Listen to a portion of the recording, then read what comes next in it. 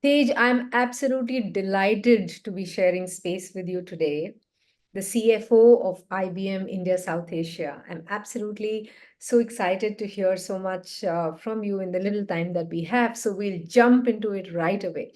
So tell me, Tej, I'm very curious. I was going through your profile, and in all the years that you've spent in finance and actually sales as well, you did various roles, like various different kind of roles, even within finance, where you could have focused on one part of finance. You actually did diverse roles in various different geographies. So why so much risk? And what do you think of it now when you look back? So I'm glad to be here with you once again, Prachi. And diving into your question, it was never a thought process that is it a risk. The thought process was how can I do something different, something exciting, and something that really brings me into work, my full self, to grow myself. That has been my mantra throughout. And if you are as long in IBM as I am, 25 years, you really want to explore the breadth of IBM. IBM is iconic, but it has also such a vast presence across countries, across product lines, across technologies. And if you really want to get the maximum out of, I think, actually any job, you have to be willing to do new things. And when I say new, I mean completely new things, like changing your career line, changing the country you work in, changing the approach that IBM may have taken to enter new markets such as Africa, and to be there to really think how will we develop our strategy there. So these are all things that eventually not only help you grow your career, but also help you grow in your character as a person. And for me, that is very important, that how you blossom from a fresh graduate into a where I am, into a really person in your own right with very strong convictions, very strong values, but at the same time with a humility. There's there's so much out there that honestly you just don't know. So why don't you go and find out? Now AI is the next challenge. And finding out what is AI, what does it mean, how will it change workforce, workplace, uh, the way very core of what work means. And if you don't understand, then I think you do a injustice to your teams as well. Because as you grow in your career, you lead large teams. So you should be able to be at the forefront of change if you have to be um, true to growing your teams as well. Mm. One thing that I noticed that you said that IBM is iconic. Would you like to elaborate on that? I would say why I say iconic is not just the brand. For me, when I say iconic, it is the ability to be here after 100 years. And that for me is iconic. And that is what I think embodies us as IBM, as the willingness to change, one, the willingness to acknowledge when we have made mistakes. And I have made disastrous mistakes. And sometimes even IBM has had to course correct. But that willingness that, yes, there's a different way of doing things now. And the third thing I think that makes IBM iconic is that foundational to us is our integrity and our value system, which has been hard for us in the last, let's say, 10 years, where a lot of companies are born on the cloud, are very, um, I won't get into financial technical terms, but very growth oriented. You know, what is the stock price and what is the immediate value to market of, and it was very different for me, even as a person. I tend to be a perfectionist. Let me get everything right before going. And that's not the new age. It's iterative. It is what is the minimum viable product, and say, yes, it's not working, but at least we are the first to even think about it. And that pivot that IBM has been able to make for me is iconic. Yeah, I love it, Tej. When leaders like yourself say that I made disastrous mistakes, that makes the world so much easier for most of us. I love it. In times when wellness is such a big question, how do you take care of yourself physically, mentally, and spiritually? I have not been very good at keeping a balance at all three. However, there is always a time or a realization or a wake up call that these things, you are only as good as these three pillars in your life. Physically, I have a fat gene, so I can get plump very fast. So I do exercise. I do think of exercise as work, as important as work. Like you come into work, I think of exercise as something that I have to do just to stay fit. And I've got over that thing that I want to be slim and all. Yes, but it's not what's driving me. What's driving me is health span now. I don't want a long lifespan. I want a long health span. And that's a very big pivot as you grow older. So that's on the physical side. On the mental side, I am nothing without my network. I am nothing without my husband, but also the network that my children, who are now grown up and they should lead their own lives, or my extended family, friends, neighbors. And that is very hard if you choose a life which is mobile, that I'm going to get up every 3, 4 years. Keeping that is harder. So you need to make a very conscious effort, and that I have failed a couple of times to really look at my mental well-being, because you're just running the race so fast that you lose sight of some things. Um, but that has changed a little late, but better late than never. And spiritually also, I think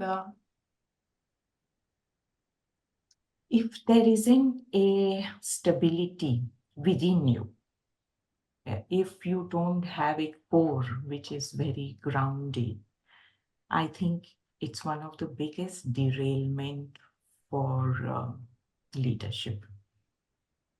To be able to see, and I hope it doesn't come across as too heavy, but to able to see that everything is transient and everything is cyclical. You are up, you will be down, you will be down, you will never stay down forever unless you're buried, I guess. But that is very important. And for me personally, that journey is the journey that I want to take in the future. So last year, unthinkable for my younger self, I stepped away for 3 weeks and shut off my entire system, my connectivity, and just took a walking pilgrimage. You don't have to do something so extreme, because that is extreme. Um, but for me, if you are spiritually grounded, um, the physical aspect will come, because then you will not tend to go towards excess. You eat excessively, you drink excessively, you talk excessively. Anything which is a physical thing happens because there is something which is out of balance, if it makes sense. And if you are good, if you really remind yourself everything is transient, then mentally that in itself is an anchor, no? Sorry if it Lovely. was too much. Everything Sorry. is transient is just so profound and yet simply spoken. Thank you very much, Tej, for that.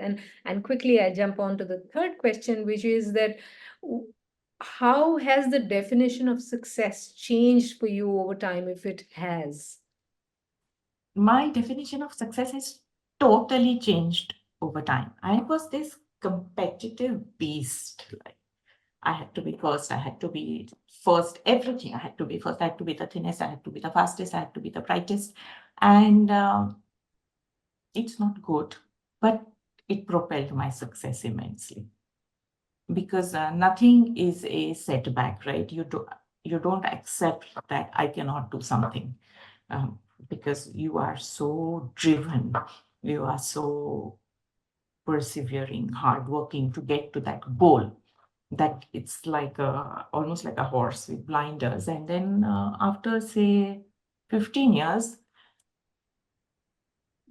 at least I realized that okay, all the people I was running the race with are no longer there. I'm pretty much alone right now. I'm alone. And then yes, you go through a cycle where you find new people to compete with. Um, but that is not fulfilling because let me give you an example. So if I want to have the broadest exposures, I must set the standard for myself of what I think is what I want to do and what makes me happy, or in a corporate world, what I think is success. So for me, it was really to have the exposure of going to our head office in Among, to being with leaders, to see how they define strategy. And the people I was with would not have that aspiration of I cannot compete with them. And you come to a point after I think 15 years or maybe even younger if you are really wise that it is only you. You must decide what motivates you, what you want to do, and then do that, and that it must fit in your circle of life as well. So I came back to India after 28 years. And that's what I wanted to do. I really wanted to come home. Beautiful. So no one maybe wanted to come from Armagh to India, IBM better than me. But I did. Lovely. And a next natural question to me is, did you have to, for lack of a better word, make any compromises in your personal life to be so successful? Yes, there is no, I think it's a lie if for a man, woman, anyone to say you did not compromise. It's always a choice. You can't have everything. And anyways, God will not give you everything. So yes, is it a conscious compromise or is it a give to get or is it something that just fell fell off along the race of life? Yes, there are many things that you need to do. Um, the one thing is that one of my leaders, once I was very distraught that I hadn't got a certain job. And I went to him and I said, why didn't I get it?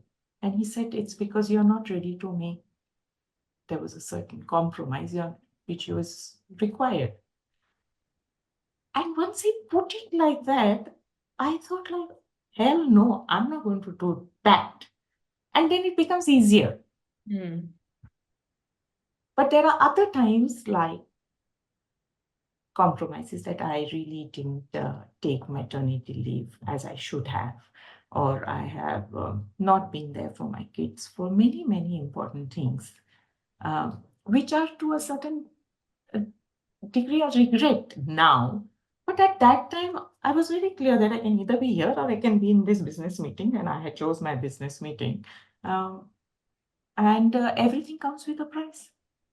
Nothing comes without a price. Maybe a very harsh word, but without a give. Because there are only 24 hours, you only have so much time, and you only have so much productive time. Hmm. And everything and anything that you want to do well requires a certain commitment or really a high degree of commitment, in which case then you can't do the other thing. Lovely. Tej, what were your hobbies as a little girl? Are you still living them? I had no hobbies. I was the cutest, plumpest, laziest child. I was just eating and sleeping, as my entire family will hold testament. My pet name was Kumbhakarna. So I had absolutely no hobbies as a child. I do have hobbies now. What are your hobbies, Tej? I do like origami a lot. I really do like that a lot. Last question from my side is, who's your role model and why? That's a tough one. I don't have a role model currently. Mm, and all the role models that I have had in life, or to the ones I aspired to, um, I realized everyone, if you put someone on a pedestal, they too have feet of clay. So it's easier for me now to say that, this is really something in this person which is admirable. But one, now I see that I am never going to manage to do it, because also you are a certain personality type, right? I mean, you can't. I mean, I admire it in you, but I cannot do it. Then there are people who I admire and I can do it, but then I just restrict it to that, that I'd like to be able to do that like she does, or I'd like to be graceful like she is, or something, small things. But I think um, in my own life, I feel role models have set me up for deep disappointment. Interesting, interesting. That's a very honest answer. And really the last one is that, what's your message for my friends who are boys, who are men listening to you? The same message as I have for my sons, that one is that it sounds a cliche, but be an ally. And that is really why I think it's easier to say be an ally, but I think we have to teach it at a very young age, that you need to cook, you need to clean, you need to look after yourself, you need to, so that when they grow up, they don't have to learn allyship. They have watched it at home, and that is normal then, rather than teaching it. You teach something in itself is a failure, or you start with a blank slate. Yeah. So I think the men, and that's one thing I've started recently, is having this reverse mentoring. They're talking to younger, talented men in the workforce of our experiences, so that when they grow understanding these challenges and how hard it is to get a seat at the table, so that when they are growing in their careers, they take 10 women with them, they take their family with them, their daughters, their wives, their mothers with them. Because if we start at where we are at the top, we are already seeing so few people on a general note that it is not optimal. Beautiful. I hope all the men, women are listening to you, and I've personally benefited a whole lot with this short conversation. So be bright, beautiful, intelligent as you are, Tej. Thank you very much. Thank you. Thank you so much for having me.